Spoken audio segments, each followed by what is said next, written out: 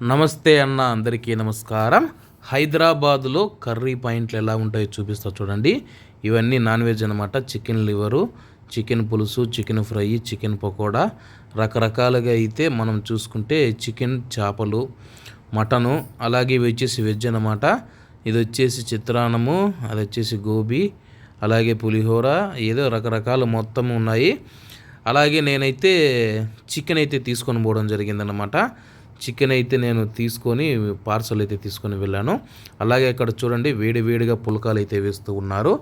బయట హైదరాబాదులో కర్రీ పాయింట్లలో మీకు కర్రీ నచ్చుతుందో లేదో తప్పకుండా అయితే కామెంట్ చేయండి. నేనైతే ఇంటికి తీసుకొని వెళ్ళిన తర్వాత, నేను తిన్న తర్వాత పుల్కాలే కానీ ఆ చికెన్ కర్రీ తిన్న తర్వాత నాకైతే పర్వాలేదు అనిపించింది. 2 పుల్కాలు 3 రకాల కర్రీస్తో 50 రూపాయలు మాత్రమే ఇస్తూ ఉన్నారు.